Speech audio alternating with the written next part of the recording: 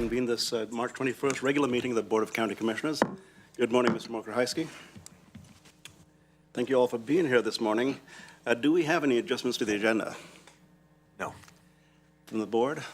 I'm seeing none, no adjustments to agenda. Then we'll move forward with item 2A, which is county administration. This morning we have a public hearing. It's the order and resolution on 23-0321-01 in the matter of adopting the fiscal year 22-23 supplemental budget number 3, making, reducing, and transferring appropriations, approving American Rescue Plan Act, ARPA, allocations of $50,000 for ARPA 087 Pleasant Hill Goshen Fire District support and $143,733 for ARPA 088 Row River Fire Response support, and obligation of the balance of Lane County's federal direct ARPA allocation to Lane County in the amount of $9,029,263 for ARPA 089. Provision of government services and obligation for the first tranche of local and tribal consistency funds, LATCF, in the amount of $4,168,407.89 for allowable provisions for government services. Moving down my staff, then I'll look to Mr. Mokrzycki to introduce your panel and staff for the staff report. Christine Moody, our budget manager, is here to walk through this item with you. Good morning, Ms. Moody. Thank you, Chair Farr, Commissioners. So as indicated, this is our third supplemental budget for this fiscal year, which began on July 1st. We do time this supplemental budget to ensure that we have the current year budget is accurate with data that we know at this time compared to when we developed the budget last year, so that as we go into our proposed budget process for next year, those comparisons year to year are going to make a little more sense about what's happening and what we know now. So we do have 4 funds that are changing their expenditure levels by more than 10%. That's what's requiring the public hearing. One of them is actually going down by more than 10%, and that's the road fund. That is just because of a delay of projects year to year, so they're adjusting this year to remove projects that won't occur, and we'll budget them as appropriate into next year. There's also an array of changes, many of them that the board made direction on in other agenda items, where we tell you we'll adjust that in the next supplemental budget that comes before you. And then adding grants, adjusting contracts amounts, adding FTE where appropriate. So those are the main changes. As noted in the title, there's some other things happening with this supplemental budget, taking the opportunity to allocate to a couple of our ARPA projects. If there's any questions on those, we're happy to answer that. And then the obligating of the funds is the goal of that is to, Lane County has more need for those funds than we have funds. So we want to make sure there's no pulling back of those funds by the federal government. So we're obligating those for projects that have been identified and will be identified in the future. So it's not that they are specifically being spent. This language is just to ensure that those funds stay with Lane County government. Thank you, Ms. Moody. Now, I'm going to explain the purpose of the hearing. This is a public hearing on a supplemental budget for the current fiscal year budget as allowed under ORS 294.471 and ORS 294.473. This public hearing is required under ORS 294.473 due to one or more funds amending expenditures by more than 10% from current budget amounts. Notice of this hearing and summary of the changes was published as detailed in the supplemental budget order and resolution, including on this agenda item.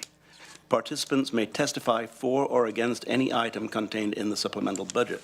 At this time, I will open the public hearing, and I'll call on the public in Harris Hall for public testimony.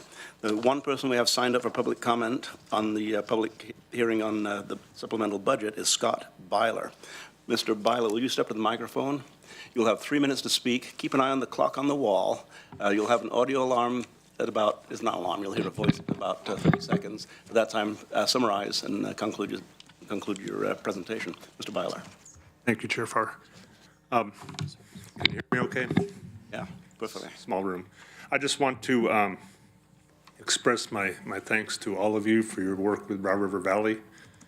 It was about a year ago when I watched the most recent house burn to the ground.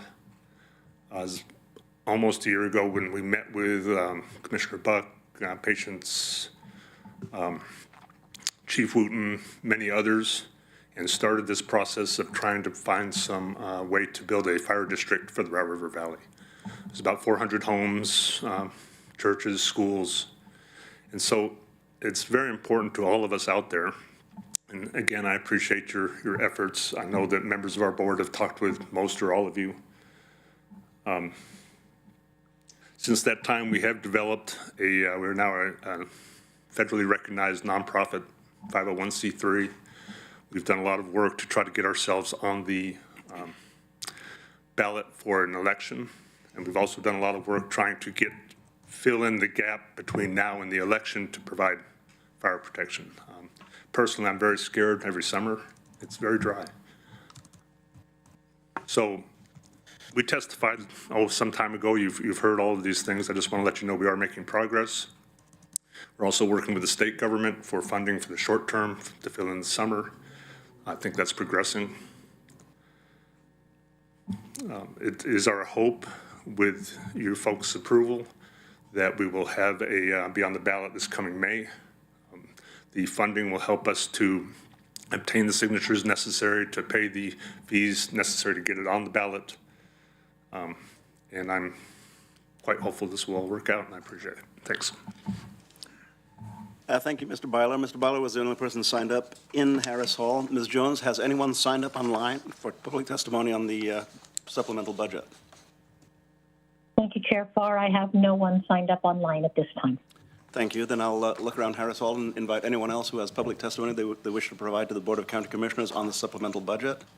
And I'm seeing none, so I will close the public hearing and move down the list to additional comments from staff. Anything you wish to respond to, Ms. Moody, or further comments? I do not have any further comments. Then I'll look to the board for comments or questions and call on you first, Commissioner Buck. Thank you, Chair.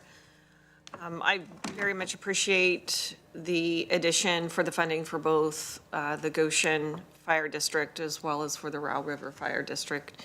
We've had discussions in the past about their need for modifying their districts or forming districts, and this is a start. And I would really encourage an aye vote on this. Thank you. Thank you.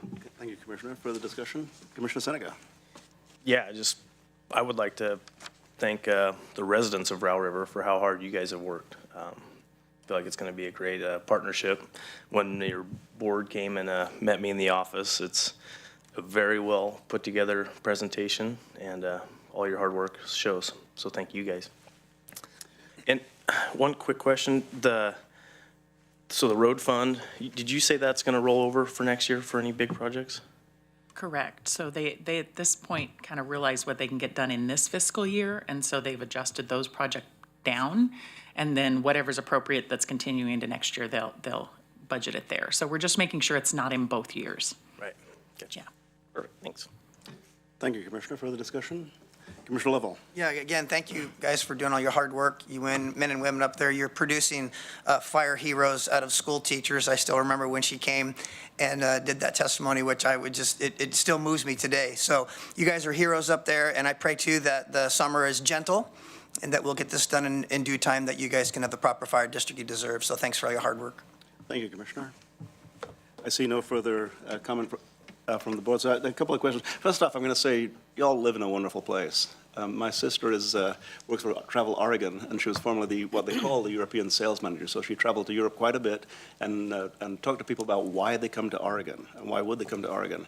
And Lane County is one of the top 2 places to come in Oregon, and in no small part, according to my sister, who I trust and love dearly, by the way, that because of the valleys associated with the central metropolitan area, which is very visitable. So you live in a wonderful place.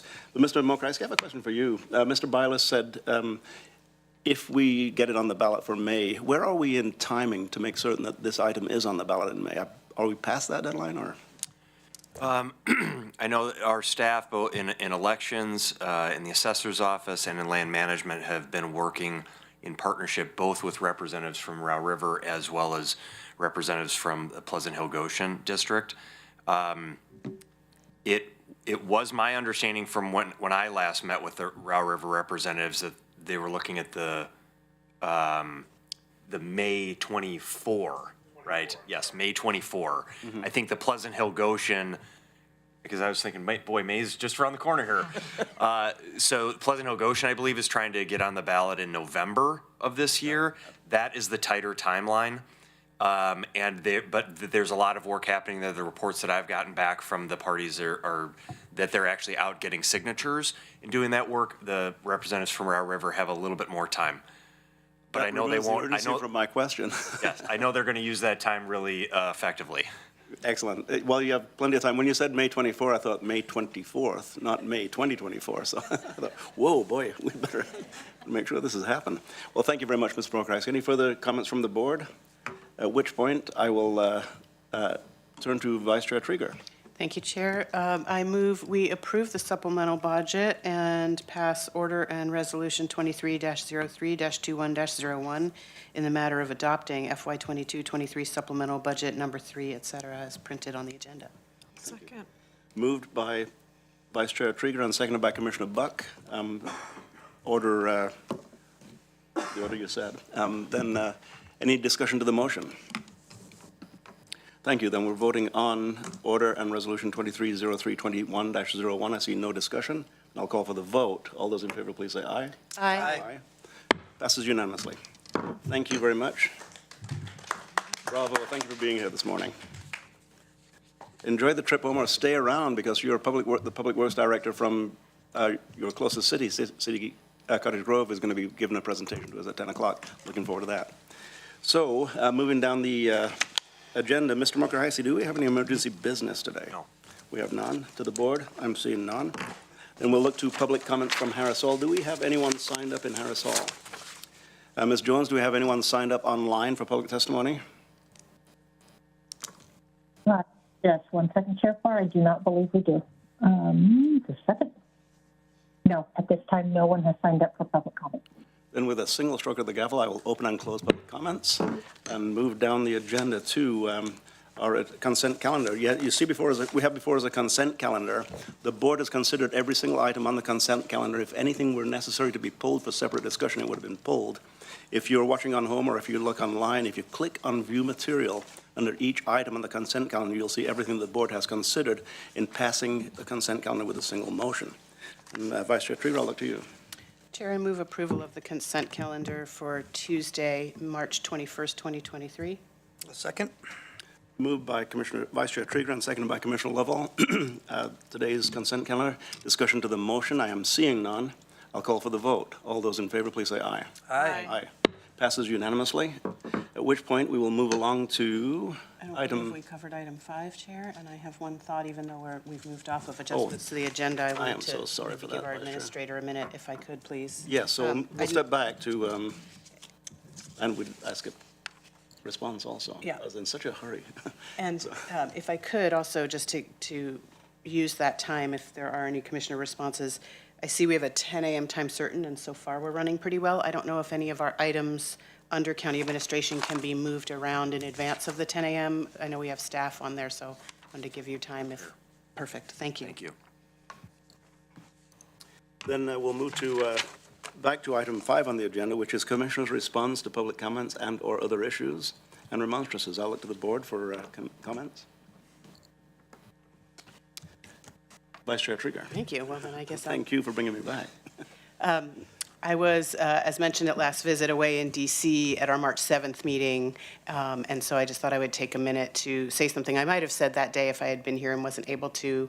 It was International Women's Day, so I just want to acknowledge and appreciate and thank the work of all the many women in our community and in this organization. And in homes, much of our work is invisible, and for those of us that make our work visible, we often do that with a great deal of vulnerability and extra effort to show up and be treated with parity and do our work professionally and with integrity. And so my great appreciation to women all over the world, but particularly here in our community and in this organization. Thank you, Chair. And thank you, Vice Chair Trieger. Any further comments? Then I will, there are a couple of comments that I will make, Ms. Mokorais. The first one is regarding our Mental Health Advisory Committee, which met last week. And the Mental Health Advisory Committee was predominantly last week reviewing the legislative agenda, which Mr. Kyla continues to keep them abreast of what is moving through the legislature at this point in time. Dr. Bullock, the chair, was not present for the meeting, but the meeting went very, very smoothly. And I'll provide a more detailed report should anyone require that or ask for that. It's also contained in the minutes. The second is that on the Governor's Order 23-02, which is the emergency declaration for homelessness in Oregon, which carries some very strong requirements and requests. It requires that each region, Lane County being a single region, has a multi-agency collaboration team to discuss how money that may ultimately be distributed from the state legislature directly to Lane County for distribution to agencies, how that will be handled internally, and how it is a collaboration between nonprofits, jurisdictions, and Lane County. We are on or ahead of schedule on that, and it's a collaboration largely between Ms. Kate Budd and Ms. Patience Winningham, which is our Human Services working once again with our Emergency Department to really get ahead of the curve. Other counties, Mr. Mokrajewski, are looking to Lane County for the work that we're doing at this point in time. The MAC group meets again tomorrow as we approach the time when distribution may or may not be coming. It's the governor has a request from the legislature, which of course has to approve the request, plus or minus any dollars that may go into that. So keep an eye on that. Any further comments or responses? Then with that in mind, I will move down to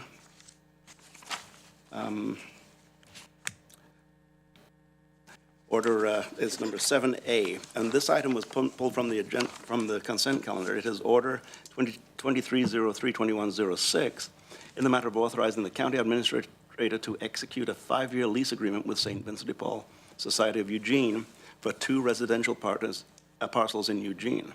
And Commissioner Buck, I'll call to you. Thank you.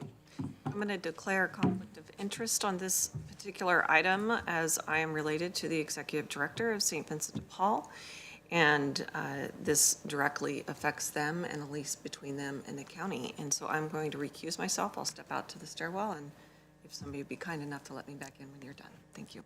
Okay, very good. And I think we have someone who is assigned to do that, Commissioner Buck. I'll wait till you step out before we proceed. Yeah. Then we will move forward then with Order 2303-2106 in the matter of authorizing the county administrator to execute a 5-year lease agreement, as I said previously. Now, Ms. Mokrajewski, this was initially on the consent calendar, and it was pulled because of the what you just witnessed as a recusal by one of our county commissioners, Commissioner Buck. Mr. Mokrajewski, would you introduce your panel and move us forward? Thank you, Chair and Commissioners. Sean Wade, our Capital Facilities and Capital Project Manager, and Kelly Hancock, our Property Management Officer, who will also be here for the next item. I think that you'll take up 7C. So Sean will give you an overview here. Chair, for our commissioners, thank you for having us today. Kelly is going to go over just a brief summary of what this lease agreement is, and then we'll move to a vote. Chair, Commissioners, my name is Kelly Hancock. I am Lane County's Property Management Officer, and I'm here to discuss the residential lease for 1308 and 1396 Jefferson Street in Eugene. St. Vincent de Paul has been offering these 2 properties for low-income housing for 20 years now, and they have requested to continue to do that. We are offering them a 5-year lease with 2 5-year options, and that has been approved by them as well. They've signed on their side as well. So everything seems to be in order, and we're ready to have you approve that if that's your decision. Thank you very much, Ms. Hanson. Questions or comments from the board? Vice Chair Trieger. Thank you, Chair. Given this would normally be on our consent calendar, I'm prepared to just move approval of Order 23-03-21-06 in the matter of authorizing County Administrator to execute 5-year lease agreement with St. Vincent de Paul Society of Eugene for 2 residential parcels in Eugene. I'll second. Moved by Vice Chair Trieger and seconded by Commissioner Lovall. Discussion to the motion. I do have a quick question. Is one of those properties at least, has that been designated as a veteran's home? Is that one of these 2 properties or another property on Jefferson? And if you're not able to answer that, don't worry. I believe that one of them is actually slotted for veterans residential use. I believe you're right. And that one of our local businesses, it was called at the time Seneca, provided a lot of the materials for renovating that house as it was being prepared for veterans. So very, very well done. I see no further questions, and I'm going to call for the vote. All those in favor, please say aye. Aye. Aye. Passes 4-0 with Commissioner Buck recused. And we'll give it a moment for Commissioner Buck to return to the, is it a podium or a dais? It's a dais. It's a dais, thank you. Then we'll move down our agenda to, actually, Mr. Mokrais, we do have a 10 o'clock time certain on item 7B. So as per Vice Chair Trieger's request, can we move down to perhaps item 7C or D at your discretion? Yes, 7C is, we have the staff right here to do that item. Then 7C is a reviewing the policy regarding the donation of tax foreclosed real property for low-income housing. And we have the same team. So you don't need to introduce them, Mr. Mokrais. Ms. Wade. Chair Farr, Commissioners, on March 7th, during that board meeting, we were assigned a staff assignment to look at the policy as it is towards our foreclosed property and how Lane County can use that property. And also, there was a funding question of the program. So I'll turn it over to Kelly to have that discussion. Chair and Commissioners. There are several policies and statutes that dictate what we do with our tax foreclosed properties. First, we assess them, find out what we can do with them, and we clean them up, make sure that there's nothing illegal or harmful on the property. Then we offer them to other counties, not other counties, to cities, municipalities, low-income nonprofits, that type of thing. The ORS 271-330 allows us to transfer tax foreclosed or otherwise to municipals or nonprofits, with or without consideration, usually without. And the Lane Manual further directs us to offer property for low-income housing, social services, or childcare. And these policies are being followed currently. The board does believe it to be of better use to have these properties maintained and occupied. They do stay vacant for just a little while we decide what we can do with them best. It takes time for us to go through that policy. So at this time, I know that Commissioner Lovell had some questions about specific properties. I believe most properties are being considered or used as best as they can, usually not within Lane County, within our management, because we just don't have the personnel, the funds, the resources to do that. So we instead transfer them to other municipalities or places that they have the funds and the resources to do that. For example, Oak Ridge has contacted me regarding the parcel there, and they want to have their students, it's right next to the school, they want to have the students come over and work on maybe building a home and learning about that type of thing. So I see great things happening to these properties. I'm really excited about some of the places that they're going and what they're going to be used for. From what I can see, it looks like our policies are still in line with where they need to be, and everything's being done as it should. If the board has any questions, I'm happy to answer those about the policies. Thank you very much. Ms. White? Yeah, Chair Farr, Commissioners, I'd also like to follow up on the funding component. So part of what we use, the sale of properties, is one, we pay back the foreclosed tax. So that gets cleared up at assessment and taxation. And then we do retain some of that sale profit to fund the program.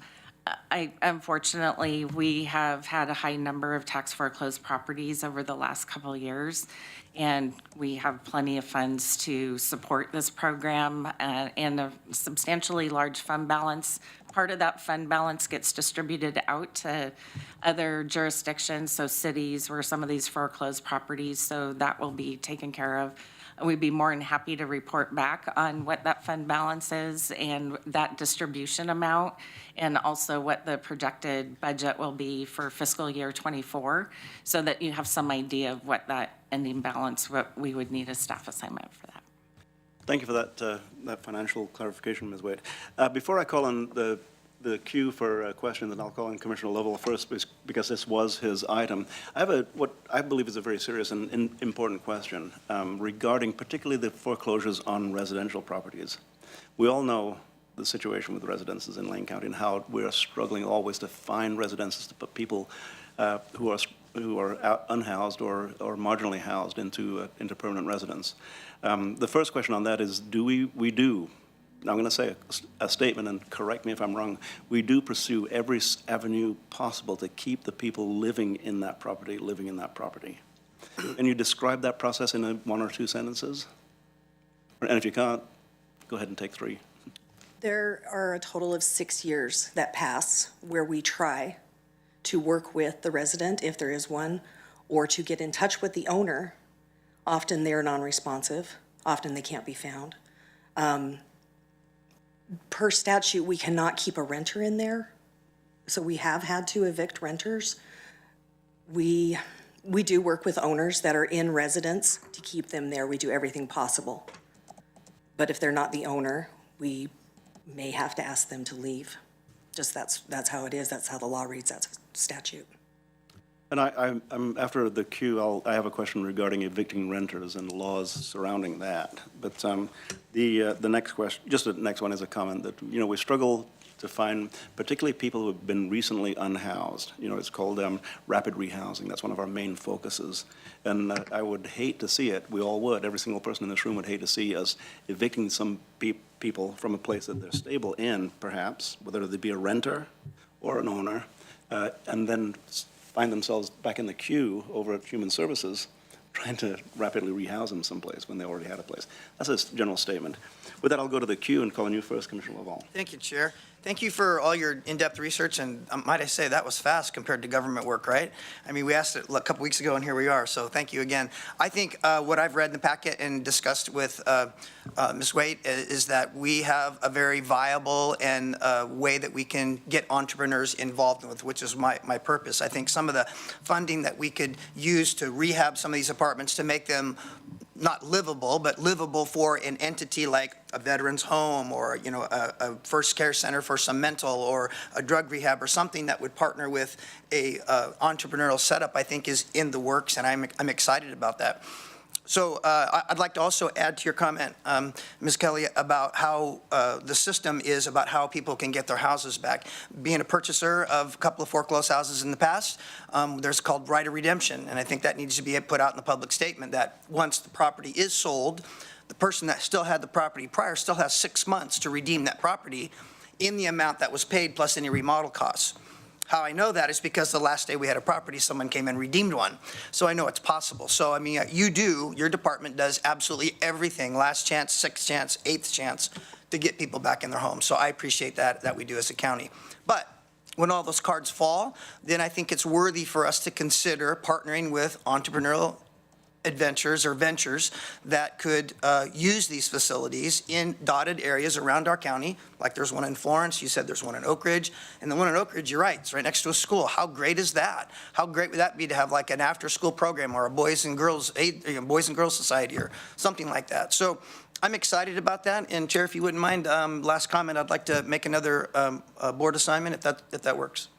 Or do I do it now? You can telegraph that, and let's codify that at the end of the meeting. Okay. Telegraph it now. All right, sounds good. Thank you again. You can telegraph, you can say what it is if you want. Oh, okay, well, telegraph, I was like, new language we're learning here. Follow-up assignment, I'd love to have our property manager look and analyze the properties for condition assessment and projected costs for adequate remediation to partner with a service, be it housing or any other treatment type entity. Good, then we'll listen to that during, when the telegraph was invented, I thought, man, I think I'm going to use that word for all kinds of purposes. And then somehow it just got out of style, didn't it? That was a joke. I wasn't around when the telegraph was invented. Not far off. Okay, then I'll look to the board for a queue for questions and comments. Commissioner Seneca, followed by Commissioner Buck. Yeah, well, in this, David, Commissioner Lovell telegraphed that perfect, because that was part of my next question. In these buildings, if something's been abandoned for this long, I assume we're going to go through and see if it's remodelable or rebuild, tear down, rebuild. And if that is the case, is that something with the county could partner with a nonprofit and collaborate to get that fixed in a way that's going to suit them? You know how it is if you go to remodel a building, you're trying to predict what it's going to be used for. What would that look like? Or is that too far down? Is that after the commissioner business? Well, part of the reason that we transfer the properties over is that the county doesn't have the resources to partner up with those entities to make it happen. So we, in essence, give them the property and say, here. But there are, there are restrictions. They have to be doing exactly what the statute says. We're not just going to give it to them and let them run with it. They have to be doing what they need to be doing. But we, in essence, step out. We don't have the resources to hang on as a partner. Gotcha. So we're partnering up with them in the way that we're transferring the property over to them, but then they take it from there. Okay. Well, Sheriff Farr, Commissioners, just to follow up real quick, there's an example that I would like to provide about what an opportunity could look like. So when we look at Schenkel, so on Brooklyn Street, that was a home, that was a house. We renovated that, and now we have permanent supportive housing there. We partnered with a third party through HHS. So it is something that we could definitely take a look at, and it really is about finding the right resources and the support to be able to move something like that forward. gotcha. Okay, thank you. Yeah, and Ms. Waite, your depth of knowledge is always impressive. From construction to building maintenance and even power blinds. Right? You got your work cut out for you, County Administrator. Thank you, Commissioner Seneca. And, front doors are a rare premium for us. Anytime we get a front door is like gold in this community in particular, with the vacancy rate and the lack of housing that we have. I'm going to look at you, Commissioner Lovell, and I kind of hastened through your presentation. Was there anything you would like a response on your presentation before we move down the queue further?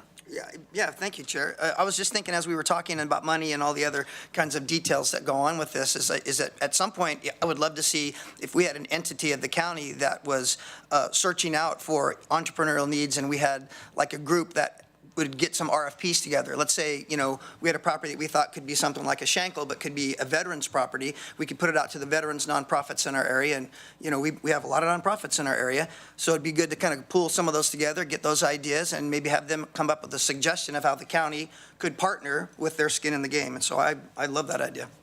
Thank you, Commissioner. Commissioner Buck, thank you. Thank you, Chair. So from your memo, it sounds like nonprofits or other interested parties do get a notice each time one of these comes up to foreclosure. Is that correct? The notice is given when we decide which properties we're going to send to auction. We don't necessarily notify when we get the property at foreclosure. Got it. Once we've decided, okay, this can no longer be used for anything, within the county. Right. That's when we notify, and we start with the Housing Policy Board, and then to individual municipalities and entities from there, and just kind of spread the word. In my experience doing this in the past, which I mentioned when we first talked about this particular subject for a work session, there were notices, and it was probably at the point of sale. And at the time, I worked for St. Vincent de Paul, and we would come, and there would be a discounted rate because they were really in dilapidated condition. So it definitely enough to pay off what the county needed in tax foreclosure money, all your time, et cetera. So the minimum was paid. There was still an issue with clouded title even after 6 months, especially if you can't find them and nobody responds. But if the entity can hold them for an extended amount of time, at the time it was 10 years before you could go back to a title company and ask if they would be willing to insure. We acquired them for the Veterans Housing Project, and we would house veterans in them. And so that was an ideal partnership at the time. But there was no additional money, as you mentioned, from the county other than being able to discount the price for the home, knowing its condition. And I'm very pleased to know that you're able to fund your department fully now. That's wonderful. Do you have, and I think you answered this, but I want to be perfectly clear. If you do remediate if there's hazardous material on the property? Yes, we do. So that's done before it's sold to another person? Correct. I'm sure that would be a liability if we did not do that. And once it's remediated, you notify all your interested parties to see what they can do, but you don't have extra money in order to actually fix them up, right? Correct. And if you're not able to fix them up, you offer them for sale. Do you have, well, you don't have it today. But I'd love to know, even in an email report back, how many have been acquired by outside other nonprofit or private partners for things other than your traditional sale foreclosure? Like, how many have we been able to move through the Housing Policy Board and come back and be recommended for sale? I'm curious, only because there are clearly some systematic barriers for acquisition. The entity has to have first cash to buy it, and then they have to be able to handle the fact that it may have a clouded title, which means you need to own it free and clear. Loans will be problematic. And if they can move through those two processes and be successful, I'd really love to know if we're able to still provide that.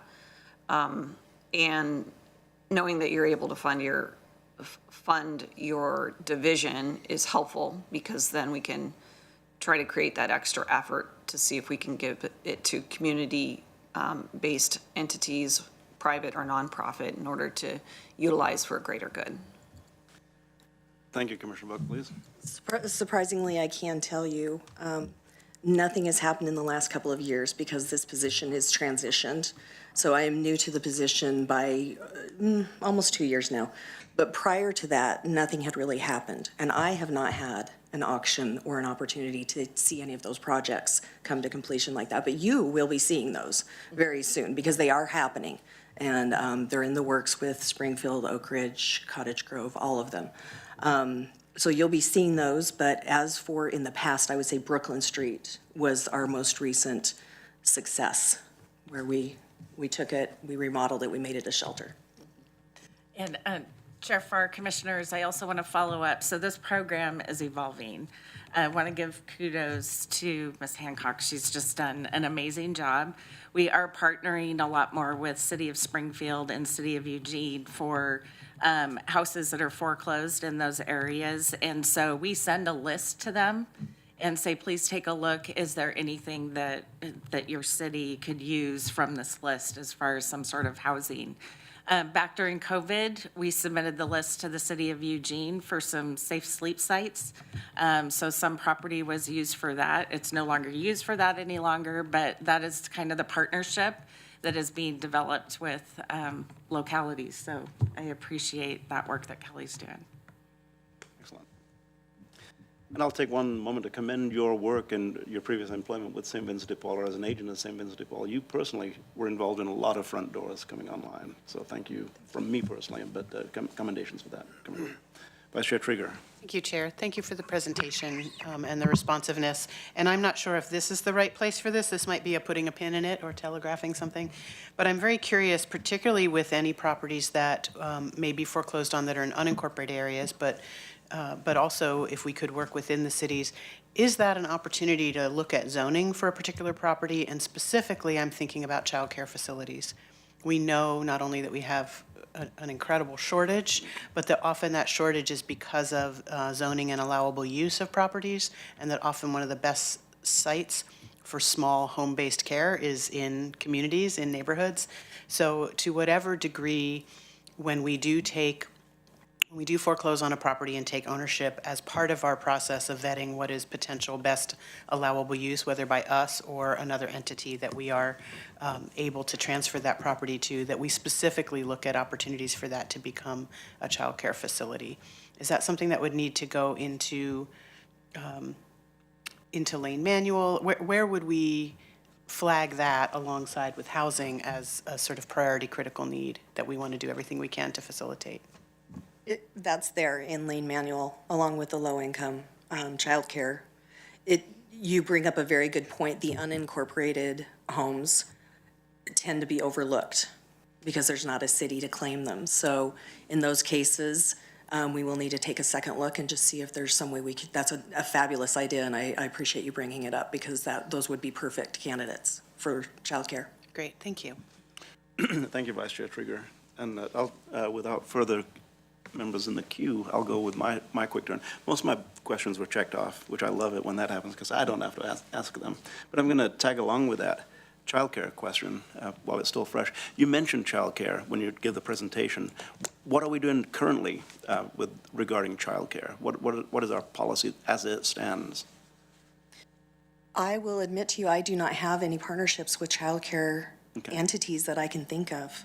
I wrote down childcare as you were talking. Did you actually say the word childcare? Yes, because that is part of the statute. The statute. But I can say that I can honestly say off the top of my head, I can't think of an entity I partnered with yet that specializes in childcare. So what you're suggesting will be welcomed in the statute.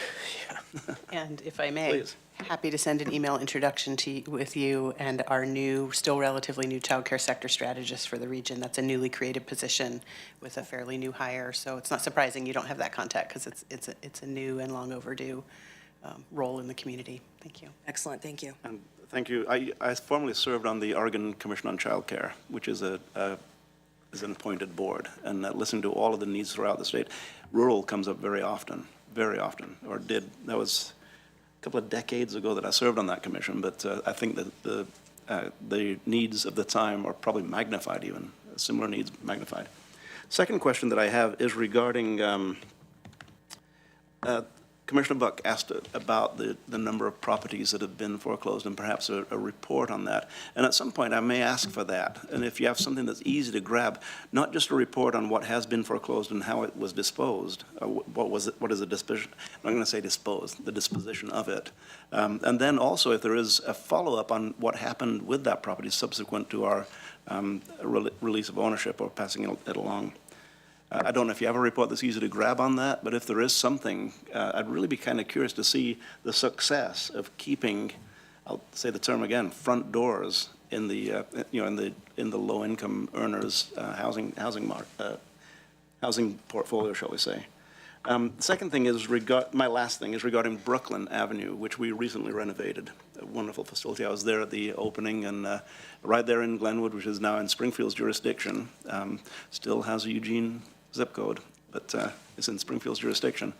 But Brooklyn, before it was renovated recently, Shelter Care operated it mostly as a day use, but they also had kind of dormitories in there as well. When Shelter Care was operating it, did Lane County own it at the time?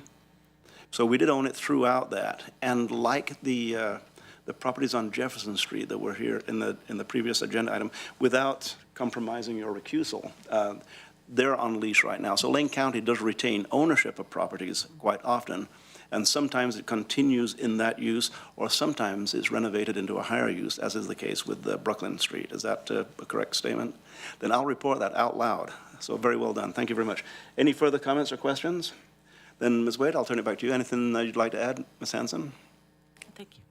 Good presentation. And back to you, Commissioner Lovell. This was your request. Did anything get covered that? Yeah, they did a great job, great job. Just to add to your comment, if I may, Chair Farr, is that the part of the linking with entrepreneurial entities and the difference between the county continuing to own the property is if we link with an entrepreneurial entity, not only do we partner with them, but they also pay taxes on that. That would be part of the lease. In my idea, the lease would be the tax rate of the house for the year so that property is not released from the tax roll. So it becomes a working entity of the county, but also both parties have skin in the game, the county and the entrepreneurial entity. So if I may, can I do my assignment, or is that later? Let's wait for. Okay, that's assignments. Request of Thank you assignments. again. And Ms. Hancock, how many times did I call you Ms. Hanson just now? Correct me if I'm wrong. But, I apologize for that. I was about to correct you. So. One of my, well, the Hanson family in Bethel used to own a lot of property, and the Owen Memorial Rose Garden used to be in, well, never mind. History goes back. So with that, Ms. Wade, Ms. Hancock, thank you very much for the presentation. More to come. Absolutely. Thank you, Ms. Marcoxie. And I think we still have a little bit of time before our 10 o'clock time certain. I see some of the participants in 10 o'clock time certain are here, including, I'll mention, former Commissioner Faye Stewart. Welcome to Harris Hall. You ever been here before? Maybe once. Then we'll move along, Mr. Mokrahysky, if it works on your schedule and with present staff, to move on to item 7D. Well, no, we probably don't have time for 7D. I think we're scheduled for 20 minutes on that. Yeah, I don't think my presentation will take 10 minutes. On 7D? What we can do, Very good. Chair, is if And you'd we can like to continue. start that item, and then if we're at 10, we can continue it after the 7B. That is perfect. Oh, very good. Then Ms. Markreisi, we'll move along to item 7D, which is a discussion of the impact of the Community Benefits Bidding Program for capital building construction projects. And Mr. Markreisi, I'll turn it over to you for your panel introduction. Thank you, Chair and Commissioners. Lauren Blythe, our Interim Operations Director, is joining us, and Sean Waite, again, our Facilities and Capital Projects Manager. And this is another follow-up item to a board request. So we'll start that discussion. Okay, thank you. Chair, Fire Commissioners, so at the March 7th meeting, the board directed staff to conduct a cost feasibility study on the Community Benefits Bidding Program to gain an accurate purview of the continued viability of the program. The assignment included the review of 4 elements, which included a cost comparison of projects past and in the future, verification of apprenticeships and job training, verification of full insurance requirements, and future impacts of fiscal year 23-24 budget year, including inflationary models of overall costs. So with that, we have conducted a cost analysis of the 5 projects that have been applied this program since the board approved the program back in October of 2020. Projects range from $843,000 to $10.3 million. Details of the project list have been attached to the board packet for your consideration. I would like to note that not all trades working on these projects were required to meet the CBB requirements. Part of that is a policy that we put into place, or a practice, where if we did not receive 3 pre-qualification applications from a certain trade, that we did not require that trade. We wanted to be able to complete projects, so we didn't want to limit any certain trade if we only received 1 pre-qualification application. So this doesn't necessarily reflect all trades on all of our projects. So with that said, out of the 5 projects, 4 were under the original project cost estimate, which is generated in partnership with a project architect and a licensed cost estimator.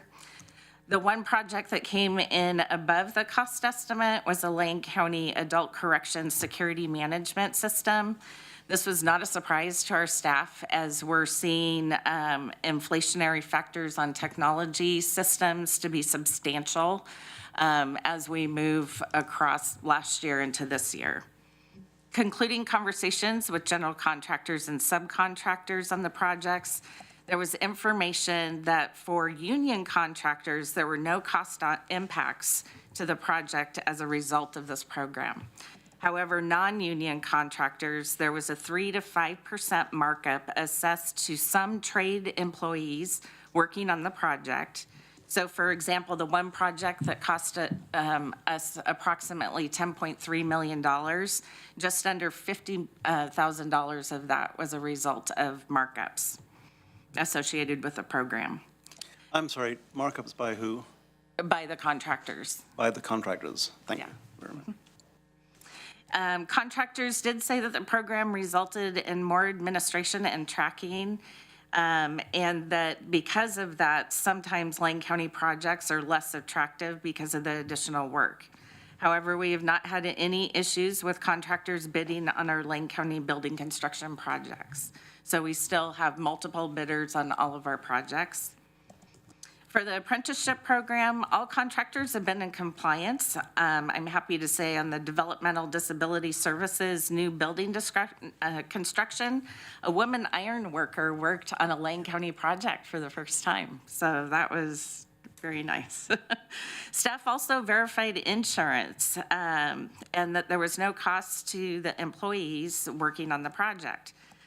Or any of our projects. All contractors met this requirement. There have been some concerns expressed from non-union contractors that the cost is less to union contractors because employees pay union dues that offset those costs. and concluding conversations and looking into financial information from the union contractors and the unions themselves. Union dues are used to pay various things, but specifically it's towards pension plans and administrative costs. There was one trade union in which there was a small portion of a union dues that went towards health insurance, but overall that's not typical. And for the last point, future impacts for fiscal year 23-24 and budgetary and inflation models, staff is concerned about future project costs. The draft 2023-2027 capital improvement plan identifies 26 projects ranging from $55,000 to $3.7 million. I included the project list in your packet as well for your reference. The project costs are based on current information, but based on the trend that we're seeing in the industry, we believe that costs will continue to increase.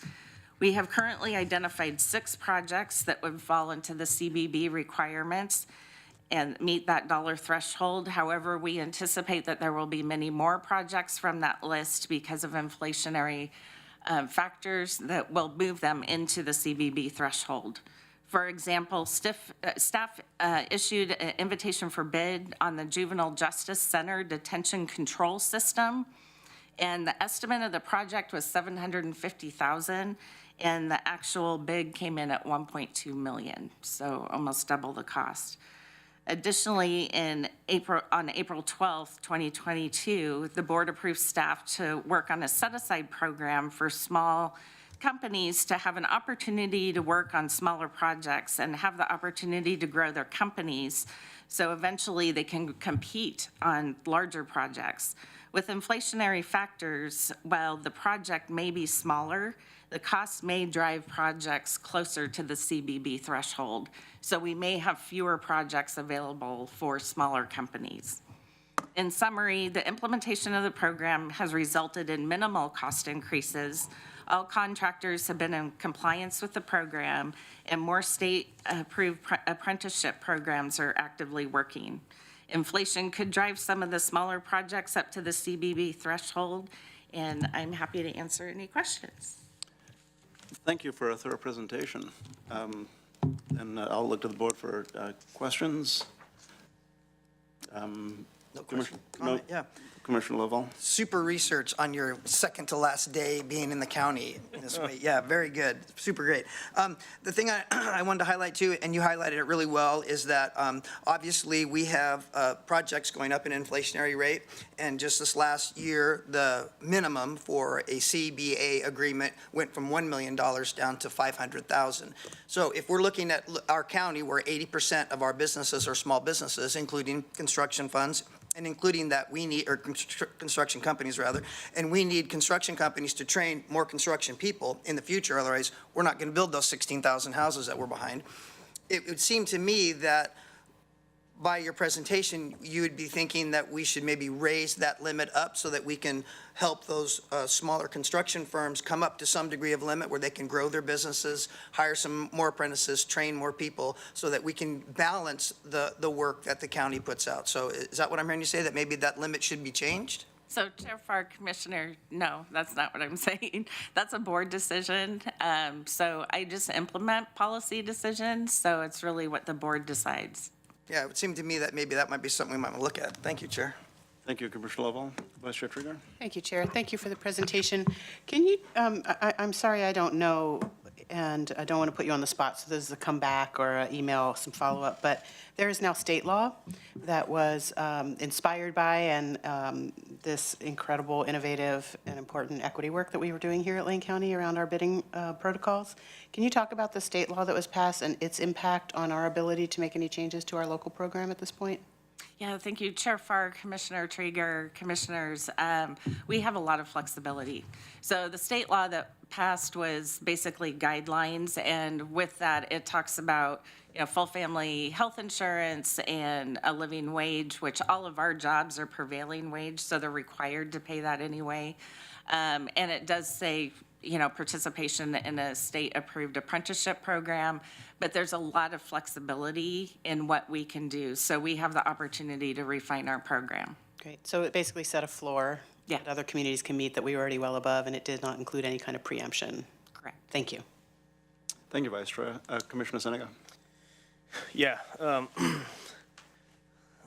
and you might not answer this question, but with inflation and everything, if you were going to raise that level about where we were at, do you have any indicator of what that number would be? I mean, it appears that things have about doubled. Would 1.5 million be a number, or what? Or can you, in your professional opinion, because you're very good at what you do, what would that number look like? Chair Farr, Commissioners, I would actually need to go back and do some more analysis, and I can follow Yeah. back up by tomorrow. By tomorrow. Can you do that by the day after tomorrow, please? No, And then, so I kind of have a question. A union worker gets their dues pulled out, but a non-union worker sometimes gets what's called a fringe benefit. Do we do that? I mean, because couldn't that fringe benefit be used towards the healthcare? Or, I mean, to meet that, isn't that about the same in the scheme of things? Yeah, Chair Farr, Commissioners, so that is one of the things in our program that we do not allow for companies to take that fringe benefit and pay it directly to their employees. They're required to use that fringe benefit for exactly what it was intended for, and that is benefits. Right. So historically, companies have used that fringe benefit and paid it directly to the employee. So it's kind of been some mixed reaction from the employees about them not receiving that extra pay, but instead they're receiving the insurance. And I do want to qualify as well that we do have some contractors that opt out of insurance because they're covered in another way, a spouse or partner. And so we do allow for that, but we still don't allow for the fringe benefit to be paid to the employee. Gotcha. So it's about a wash then. Yeah. And then, and this might be tough too, so you only have a day, don't worry about it. What do the bids look like pre-community benefits agreement versus not? I mean, years prior. Are you getting about the same amount of bids? You said you're still getting bids from non-union shops. I'm just curious if it's the same number of bids Yeah. you're getting? So Commissioners, Chair Farr, we have been receiving anywhere from 3 to 5 bids. That's pretty typical for response to our construction projects. Awesome. Well, thank you, and once again, you've got your work cut out for you, Mr. Mulcahy. Thank you, Commissioner Seneca. And Ms. White, Mr. Blythe, we do have more questions. Commissioner Buck is in the queue, and I'm also in the queue. We're moving into our 10 o'clock time certain. Are you okay staying until after the 10 o'clock time certain? That's when you were scheduled originally anyway. So we will return to you sometime 10:30-ish if we go close to schedule on the 10 o'clock time certain. Okay. Ms. Mulcahy, thank you. Thank you. And, Commissioner Buck and I will wait until after the 10:30 time certain. Then, Mr. Mokrahysky, we are moving into the aforementioned 10 o'clock time certain, which is Order 2303-2107, in the matter of applying for redesignation of the Cottage Grove, Cresswell, and South Lane County Enterprise Zone. Mr. Mokrahysky, I'm going to ask you to introduce your panel, but I'm going to take the liberty to introduce my former and ongoing colleague, Faye Stewart. Welcome back, former Commissioner Faye Stewart. It's very good to see you in Harris Hall. Thank you, and good morning, Commissioner Farr. And as an aside, when I leave my job, if I leave the warm glow that you left, I'll be so very happy. Mr. Mokrahysky, to you. Thank you, Chair. Hard to follow that. And we have Jenna Cusimano, who's our interim Community and Economic Development Manager here. We have a new Community Economic Development Manager starting in a few weeks. I want to thank. My thunder. Oh, you were, well, you can do that. You can do that introduction, but I just want to thank Jenna here. Do I need to use this? To thank Jenna for her great work serving as interim for longer than I think she had intended, but she's done a great job in this role. And of course, to welcome back Faye Stewart. It's hard not to call Faye Commissioner. To this room that he spent a lot of time in. So turn over to Jenna to walk through the item. Thank you. Thank you, Steve. Good morning, Chair Farr, Vice Chair Trieger, Commissioners. For the record, I didn't hear a word he said. As Steve alluded to, I am thrilled to say that I will only be the interim manager of Community and Economic Development for another 2 weeks. Our new Community and Economic Development Manager, Jude Anderson, will be starting April 3rd. He is currently en route to us from Texas. So I know you all will give him a very warm welcome, and he's looking forward to working with each of you. With me today, I have Faye Stewart, as mentioned, former Lane County Commissioner, currently serving as the Public Works and Development Director for the City of Cottage Grove. Here with you today to apply for in the matter of redesignating the Cottage Grove, Crestwell, and South Lane County Enterprise Zone. This is a program that was enacted within the state of Oregon in 1985. It's one of the few financial incentives that local governments are able to offer businesses for new capital investments in sites. So these are local programs. They can be sponsored by a city, county, tribe, or port. They provide a temporary property tax exemption on eligible investments in new or expanded facilities and equipment. So any currently assessed taxes will still continue to be assessed. It's only on those new investments there's a temporary exemption, typically for 3 to 5 years. Currently, there are 76 enterprise zones across Oregon, which do sunset after 10 years unless renewed by sponsor entities, which is what we are doing here today. There are 7 enterprise zones within Lane County, which includes the Cottage Grove Crestwell Enterprise Zone we will be discussing, Florence, Junction City and Harrisburg, Oak Ridge, West Fir, Springfield, Veneta, and West Eugene. Layton County serves as a co-sponsor for 3 of those zones, the Cottage Grove Crestwell Zone, Junction City Harrisburg, and West Eugene. So I'll go ahead and turn it over to Mr. Stewart to address the Cottage Grove and Crestwell Enterprise Zone. All right. Thank you very much, and good morning, Chair Farr and Commissioners. I'm thankful that you were, thank you for giving me this time this morning to make this request. The past 6 years, I've been the zone manager for the Cottage Grove, Crestwell, and South Lane Enterprise Zone. This has been a 20-year partnership with Lane County and Cottage Grove, and 10 years ago, Crestwell was added into the zone, and also the unincorporated area in the Saginaw area. Back in, I can give you some statistics for 2012 to 2022.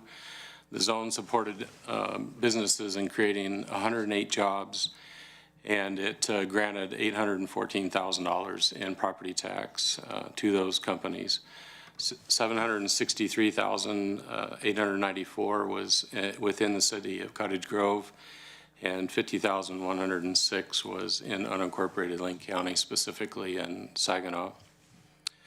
The companies that have received the enterprise zone during this 10-year period is PacTech, Witzel Manufacturing, King Estate, Iris Vineyard, and Side Pocket Foods.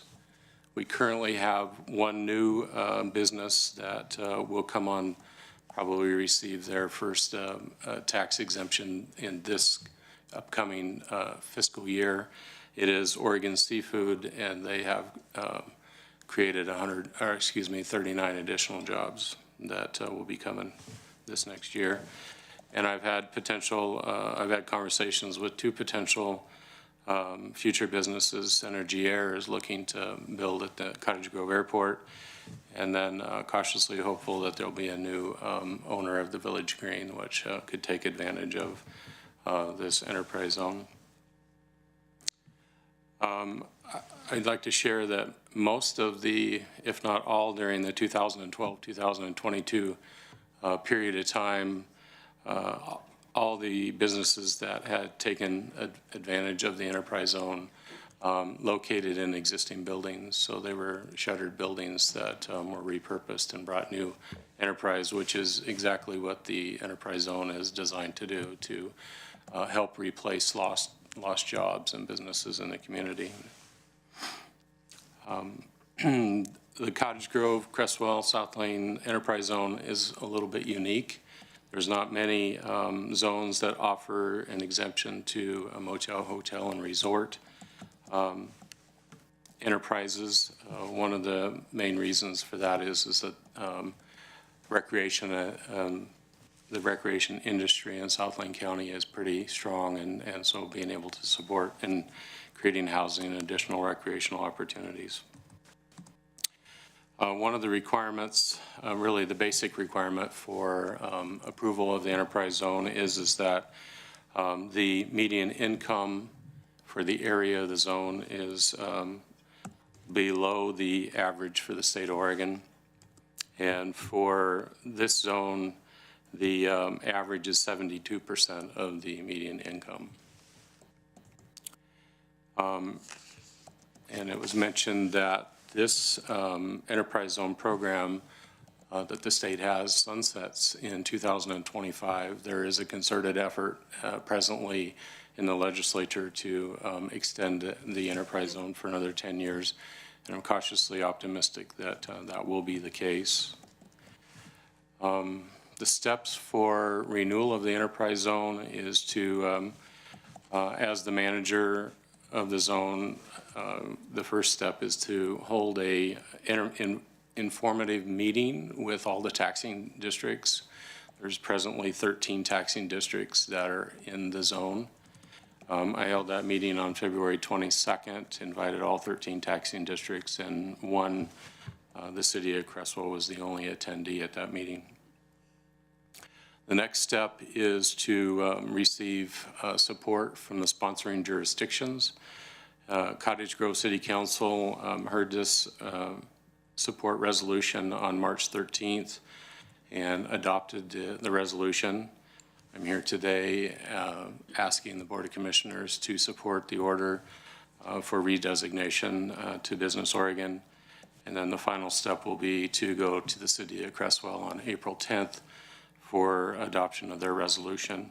Once that's complete and I have the support of all entities, then the application will be submitted. I do have to submit that before June 13th. And in talking to Business Oregon and Mr. Fish, the director of the program, means there's no changes in the boundaries or anything, and we clearly meet the criteria that cautiously optimistic that we'll see it extended for another 10 years. Thank you, Mr. Stewart. Ms. Kuzmana, anything to add? Nothing to add other than our staff is supportive of the redesignation. Very good. Then I'll look to the board for questions or comments. Looking to my left, am I right? Commissioner Buck. I'll say something, since it is part of the district I represent. That was your district that you represented before me. I appreciate the report. I'm very strongly in support of being able to continue the enterprise zone. As you've mentioned, it has had good ramifications of bringing in new businesses and good jobs in the community, and I hope that will continue in its renewal for the next 10 years, and we hope to see that in Cresswell as well.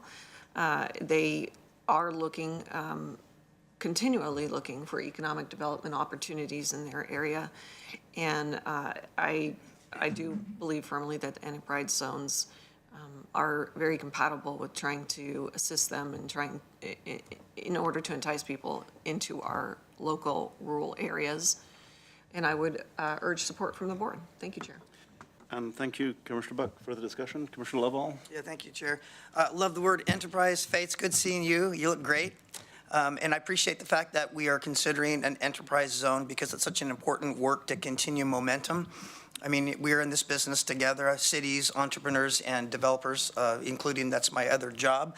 And it's always good to see people coming to the table with not only horsepower from counties and cities that they can actually make things affordable, but also that cooperation with landlords and property owners who are, like you said, refurbishing old things that were once shuttered. So there's a great momentum that happens when we all sign off and vote for an enterprise zone, and I fully support it all the way. You guys are doing a great job in South Lane, so thanks for bringing it to us. Thank you, Commissioner Lovall. Commissioner Seneca. Yeah, I would just like to start off by saying you 100% have my support. Feels like a win-win and great collaboration. So thanks for all your hard work. Vice Chair Trieger. Nothing from me, Chair, except that you have my support, and I'm Ready for a motion? Okay, let me just really quickly, a couple of things that you remember maybe that I write down quotations that I use later. And a couple of things that you said, that the median income for the zone is 72% the income for the zone, average income for the zone is 72% below the state median. Is that correct? 72% of, so it would be 28%, sorry. Not below. Thank you very much. And then and Oregon Seafood is creating 39 jobs with current activity that's underway at this point in time. And then one other thing that I loved that what you said, shuttered buildings were repurposed.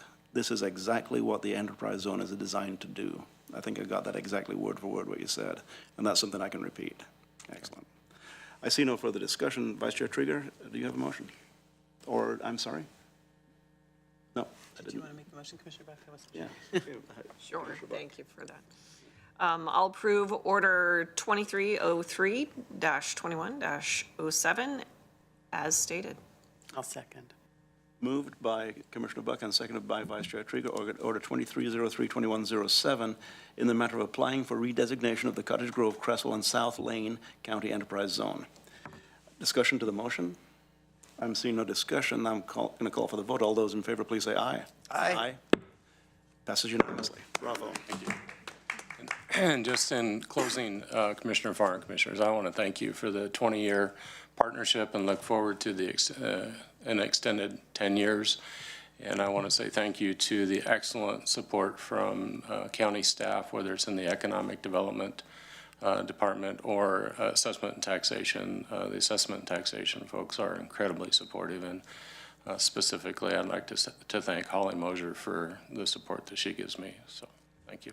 I'll pass that along, Commissioner Stewart. And I don't get much opportunity to speak to you privately or in public, but you know, your work in Cottage Grove and the area surrounding Cottage Grove precedes your time on the Board of County Commissioners, was amplified during your time on the Board of County Commissioners, and continues well past your time. You are a tremendous asset to your community, Commissioner Stewart. Thank you. Thank you.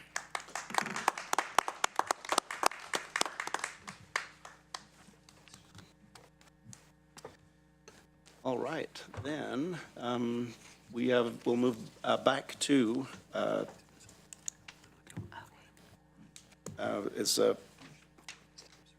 item 7B, discussion review policy regarding, no, it's not. It's 7D, thank you. If I put my glasses on, I'll bet you I can see this way better. Impact of the Community Benefits Bidding Program. We have a queue, and our panel is back in place. Ms. Wade, thank you very much.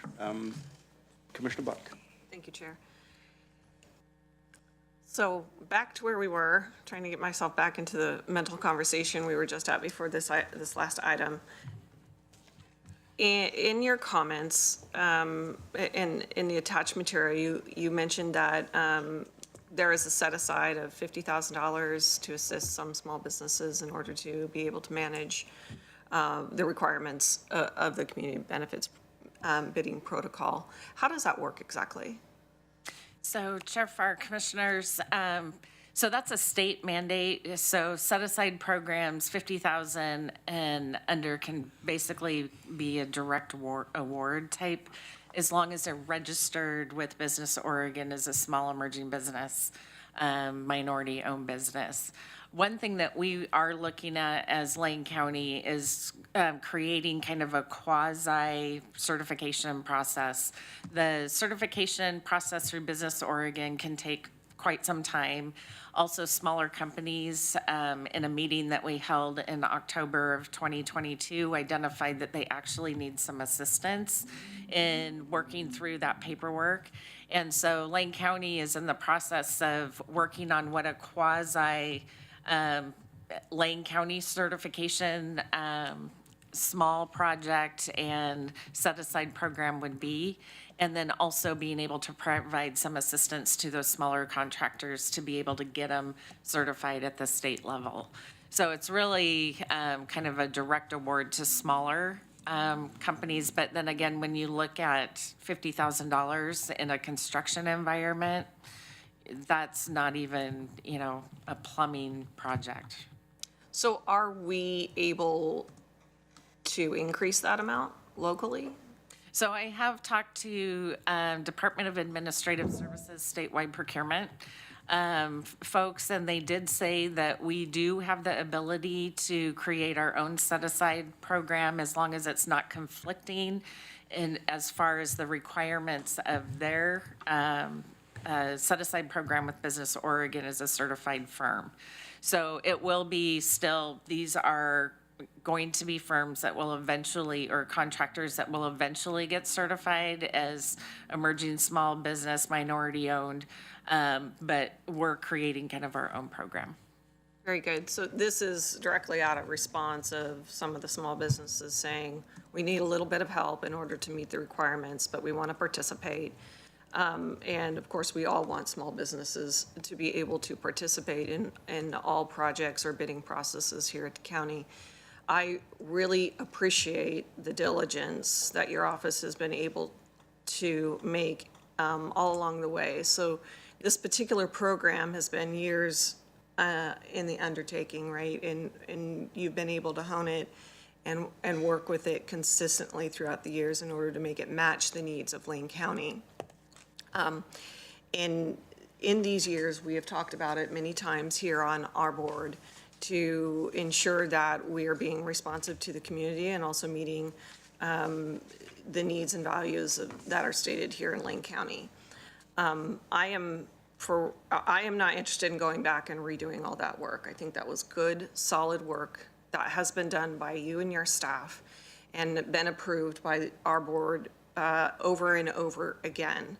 And we reviewed last year the success of the program, and that is when we decided to go down in the threshold in order to ensure that more folks are able to access the values and the benefits that we hold so dear here at Lane County.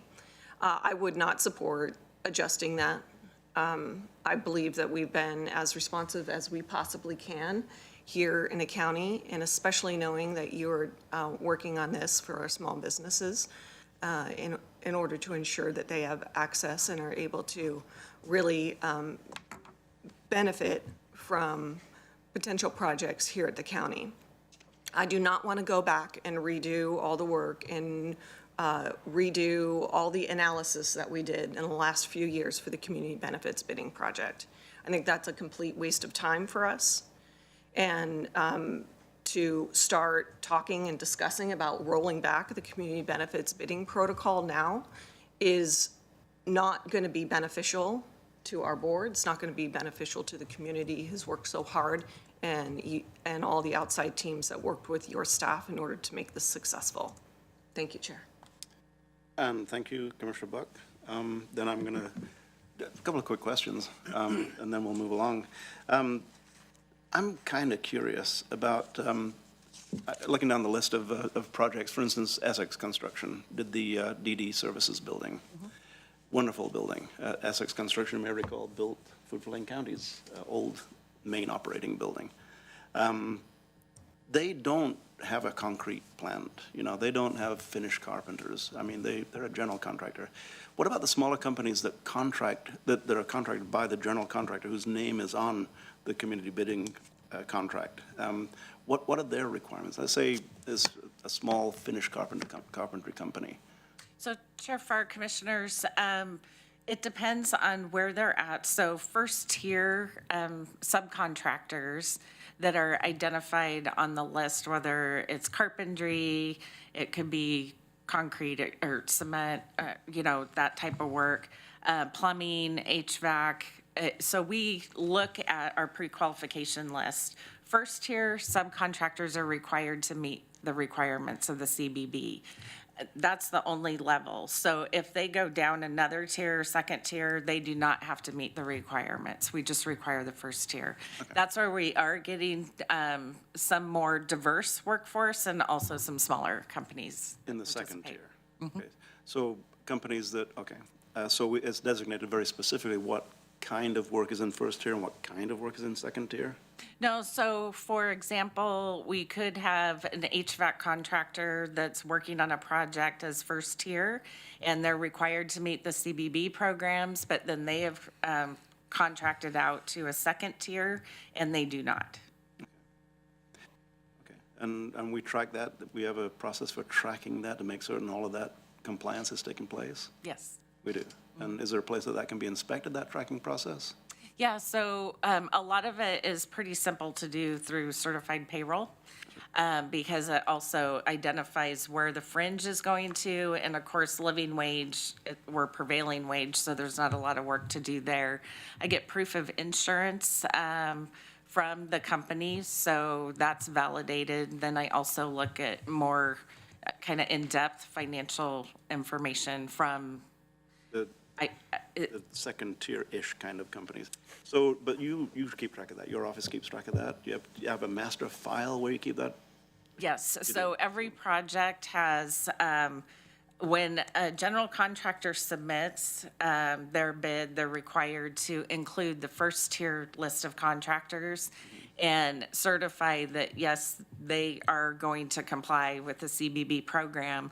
We verify that list that they have pre-qualified already, so we know that there's some front-end work that's been done on the first tier subcontractors.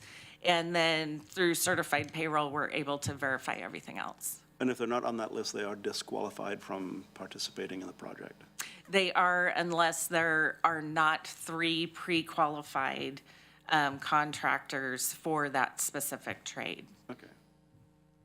So a startup company, for instance, may have difficulty participating. A company that's newly, I mean, they don't have any history, but they do have the means and ways to bid on a certain project, but they're not going to be qualified. They're going to be disqualified because they don't have any history. Yeah, so Chair Farr, Commissioners, it also depends on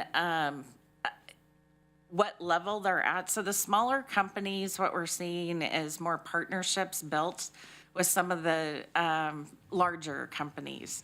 So when I look at HVAC, we have some smaller companies that are working with some of the larger companies in order to be able to participate in that level of work.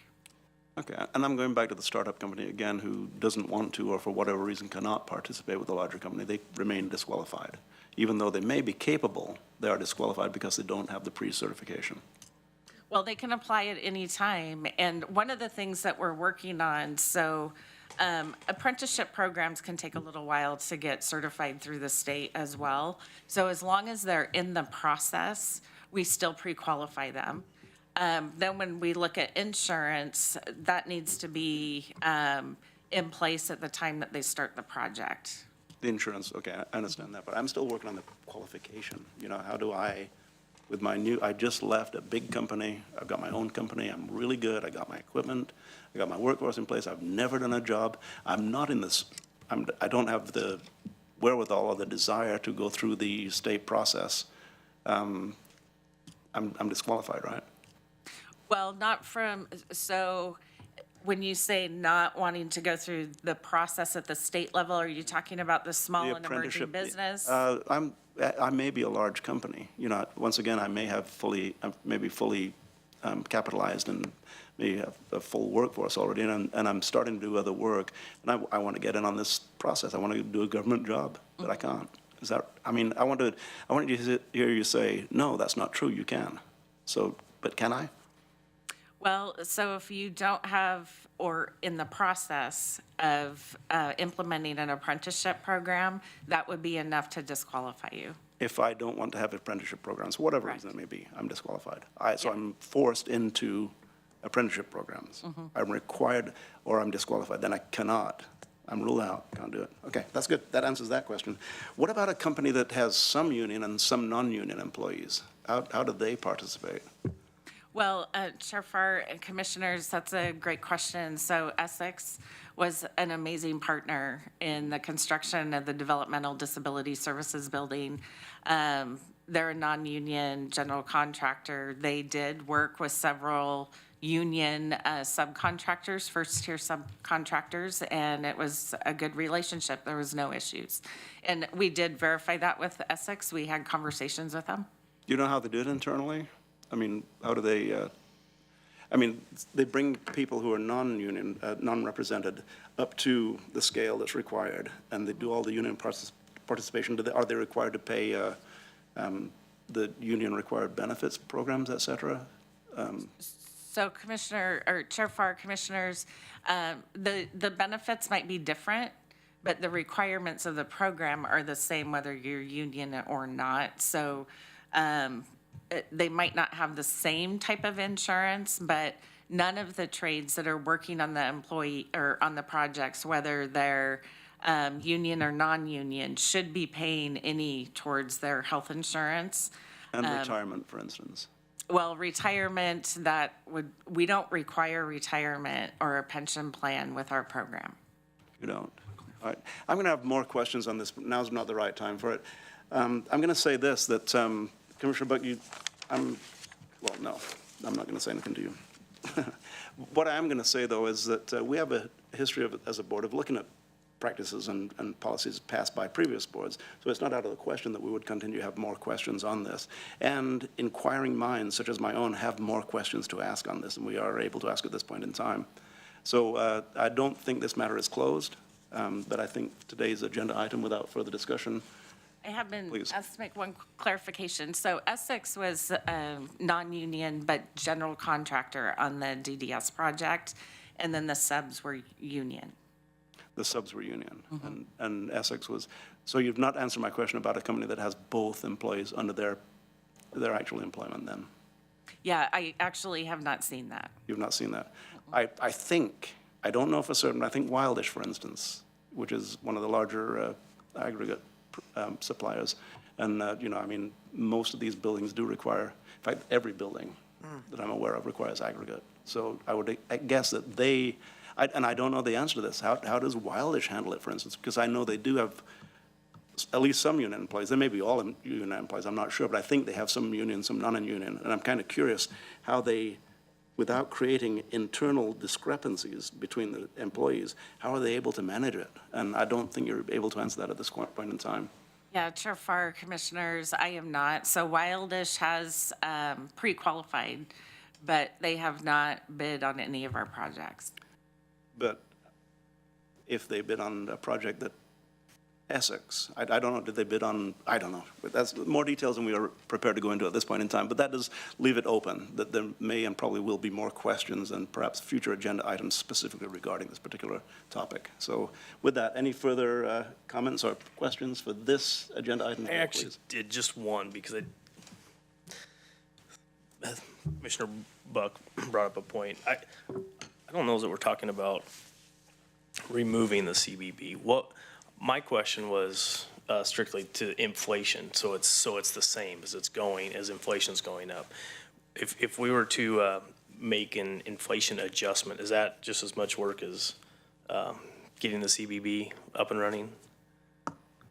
So Chair Farr, Commissioners, again, that's a policy decision. So we can adjust the threshold based on the direction of the board. It's no more work. We just update our documents. That's what and communicate to the contracting industry about where we're at with the threshold. Perfect. Thank you. Yeah, that's my question. Sure. Commissioner? Thank you for the last comment. I don't mean to get the last comment in, but I just want to clarify for people who are maybe watching and we're circling around this wagon a lot.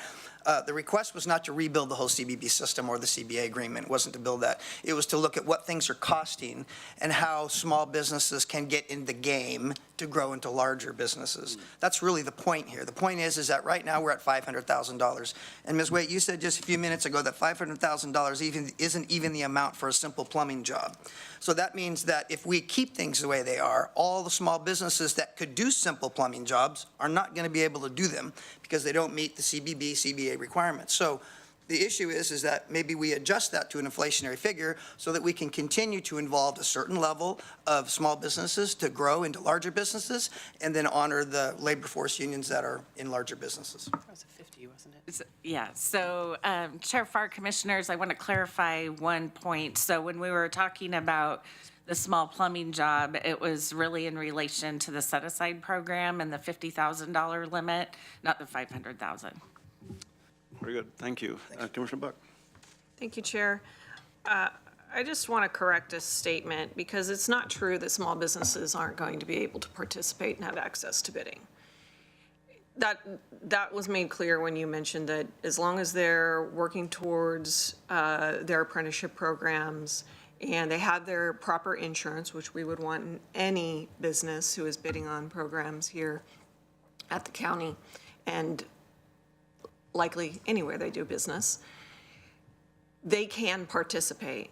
As long as they're working on they've got their insurance and they're working on their apprenticeship programs, they can participate, no matter how small that they are.